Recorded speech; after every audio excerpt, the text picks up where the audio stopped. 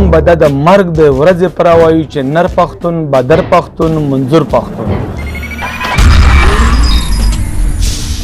سلامونه، نیکې هیلې، احترامات.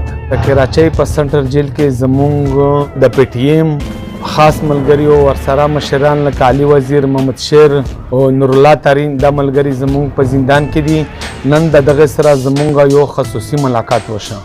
خدای او دا مونږ ته وویل خاص کر د کراچي عوام ته دی و چې د مونږ د طرفه به دا پیغام ورکړي چې د ارمان لوڼي او د نقیب شاهي چې کومه برسي ده په کراچي کې په دا کې د دوی په ګاڼ تعداد سره شرکت وکړي او انشاءالله دا به مونږ دنیا ته وضیحه کوو چې پښتون یو دی، پښتون هیڅ کله سره بیلیږي نه.